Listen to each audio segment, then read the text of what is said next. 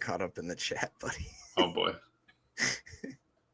It's nothing. It's just it's cute humor. All right.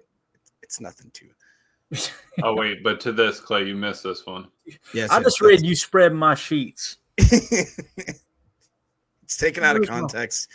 The 2026 draft. Oh, that's right, Chris. Yeah, Chris the Casual in. Let me do this real quick. Chris the Casual In's a man of his word, right? We had the little friendly wager where you only want the donuts when they're in season.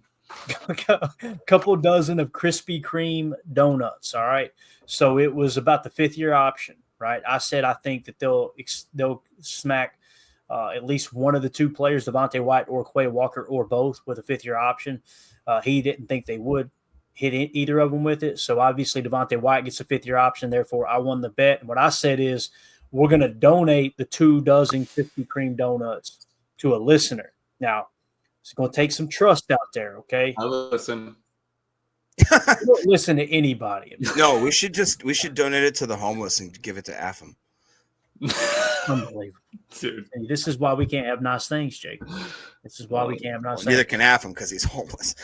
Maybe we'll do a Patreon giveaway one night and just spin the wheel, and whoever it lands on, hey, if you trust us with your address, we'll DoorDash Krispy Kreme donuts to your front door. Because I wanted to donate it as well. However, I may just have them sent to my house too. I'm telling you, dude, I used to be chocolate covered cream filled kind of guy. Now I'm just a regular cream filled donuts, dude. Those are unbelievable, man. Unbelievable. So anyway, let's talk draft. Little glaze, dip it in the coffee in the morning, Clay. Oh yeah, dude, you kidding me, man? Let's go. All right, so here's what the draft is looking like for 2026. Again, we just talked about Kenny Clark might be gone, right? Who's another one we talked? Jair probably won't be here next year, right? I think we would all agree that's definitely on the table there. So here's how the draft is setting up for next year. I want you to key in on the quarterbacks here. Number 1 overall, and again, these are just consensus big boards. This is going to shift. It's going to adjust. Arch Manning, quarterback out of Texas. Number 2, Garrett Nussmeier, quarterback, LSU. Number 3, defensive lineman T.J. Parker out of Clemson. Number 4, quarterback Cade Klubnik, I think is how you say the name, out of Clemson. Then you got Caden Proctor, offensive tackle out of Bama. Then guess what you got? Drew Allar, quarterback, Penn State. Then you got Lenoris Sellers, quarterback, South Carolina. Like literally, what is that? 6 of the first 7 are quarterbacks? No, 5 of the first 7 are quarterbacks, right? Yeah. And then you got Caleb Downs, who's been the best safety in college football 2 years. When he stepped foot in Alabama his freshman year, he was the best safety in college football. He since took a huge paycheck, went to Ohio State, won a natty. Now he's going to be stepping in the league. Peter Woods, defensive tackle, Clemson. You're seeing Clemson with a pretty good draft class. This is kind of feeling like Ole Miss of last year, right? You're seeing a lot of names here. Yep. And then, of course, you've got offensive tackle Francis Muagoa, I think is how you say it, offensive tackle out of Miami. Reuben Bain, edge defender out of Miami in the number 11 spot. Spencer Fano, offensive tackle, Utah. Then you got defensive lineman Keldrick Falk out of Auburn. Anthony Hill Jr., linebacker out of Texas. Jermod McCoy, cornerback out of Tennessee. Isaiah World, offensive tackle out of Oregon. My boy, Jeremiah Love in the 17th spot. Best running back in college football next year. By the way, Notre Dame's got the best running back room in all of college football. You heard it here first. Heard it from a fan right here. Caleb Banks, defensive lineman out of Florida in the 18th spot. Danny Dennis Sutton, edge defender out of Penn State in the 19th spot. Avion Terrell, cornerback out of Clemson. Cornell Tate, wide receiver out of Ohio State. LT Overton, edge defender out of Alabama. You got Jordan Tyson, wide receiver out of Arizona State. Antonio Williams, wide receiver out of Clemson. Then you got another quarterback in the first round, Nico Iamaleava with UCLA. Look at Emilio's eyes light up. But he burnt Knoxville to the ground, did he not? Yeah. So for those of you who don't know, he played for Tennessee. He was supposed to be at the spring game. No-showed him for the spring game and announced he was entering the transfer portal. He was making over $2 million from Tennessee. He said he wanted $4. and he ended up having to settle for less than $1 million at UCLA after taxes, right, Emilio? Yeah. I think he settled at 1.8 or 1.9, and then after taxes in California brought him down to like 800 and 900,000. Yeah. Oof. Then you got Mateo, edge defender out of Oregon. Caleb Lomu. Is that how you say it? I'm pretty sure. Okay. All right. Caleb Lomu, offensive tackle out of Utah State. Another quarterback in Fernando Mendoza. He's the 28th best prospect out of Indiana, right? Cornerback Malik Muhammad out of Texas.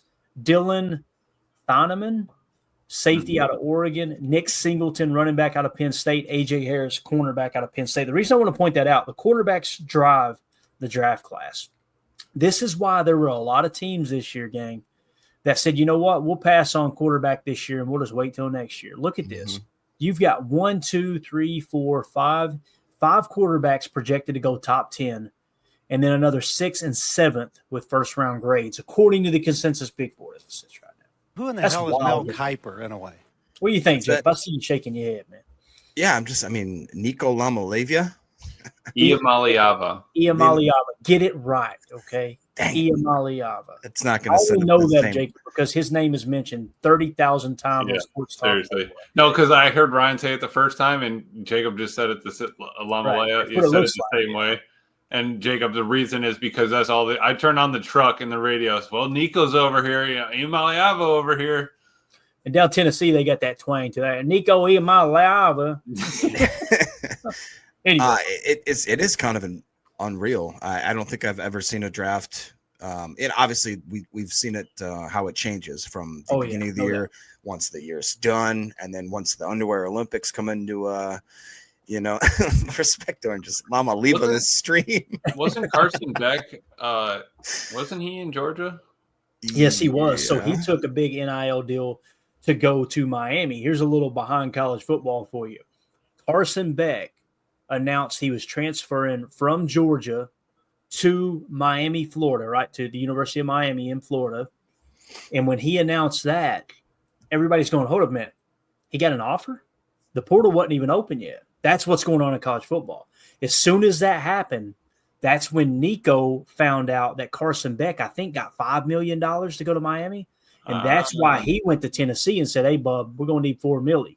And Tennessee said, you take that Kirby down the street. We ain't buying it, baby. Get out of here. So he goes to UCLA, gets a little over $1 million after taxes. He's got to settle for like $800,000.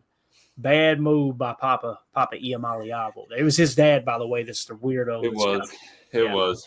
But that is crazy. I mean, Carson Beck being 58th, he could climb very quickly. He's already played in college. He knows where he's going with it. It's cool that you have an Iowa State guy and a UTEP minor. All right, I like that. In the top 150, let's go.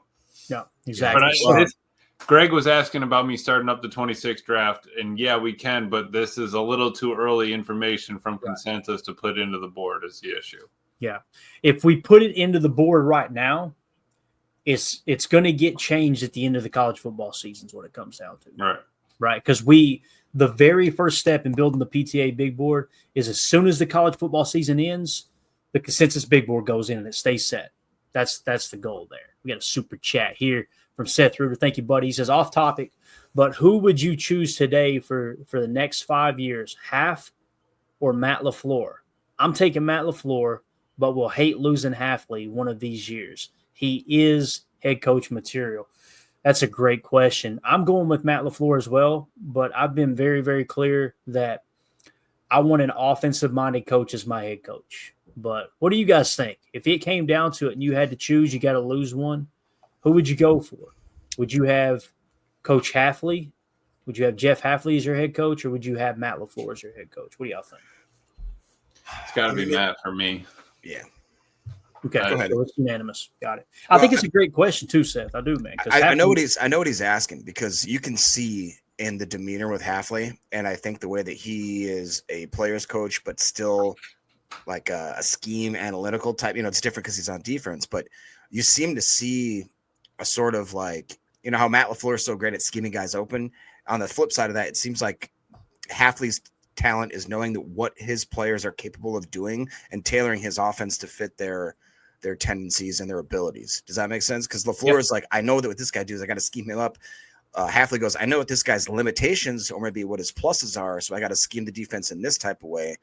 And you see how he handles press conferences. You see what he did at Boston College. He has the bona fides.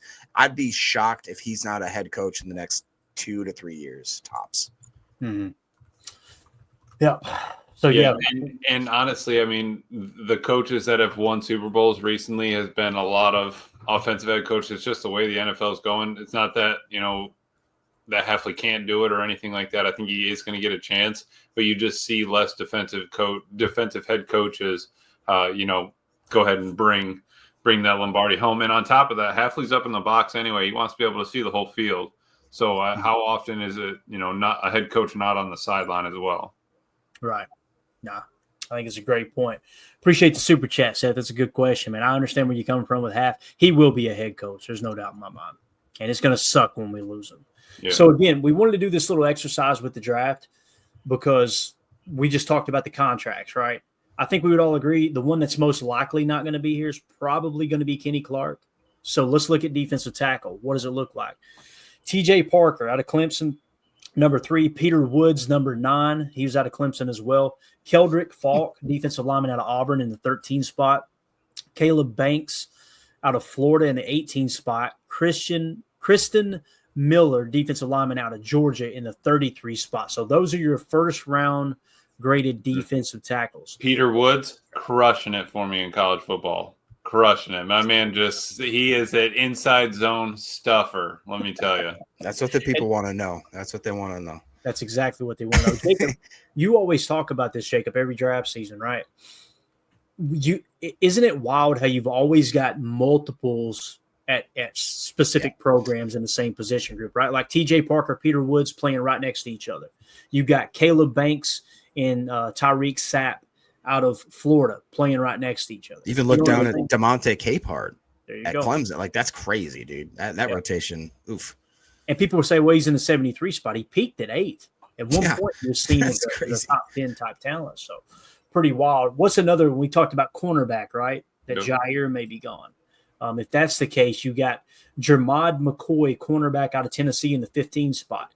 Avion Terrell, cornerback out of Clemson, another Clemson guy. Wow. This seems like the Ole Miss of next year's draft, right? He's in the 20 spot. Then you got Malik Muhammad, cornerback out of Texas in the 29 spot. He peaked at number 9. Then you got A.J. Harris out of Penn State in the 32 spot. So that's how the cornerback room is kind of shaken out right now in terms of the 2026 NFL draft. So what do you guys think will be – let's hit one more position before we move on to the next topic. What do you guys think would be the next position you go, that's probably where we need to look? What comes to mind for you? I'd say maybe running back or linebacker. Linebacker, maybe. You'd have Edgerrin Cooper. Will Quay be here? That's the question, right? When you look at linebacker, you got Anthony Hill Jr. out of Texas in the 14 spot. So there's only one linebacker with a first-round grade on.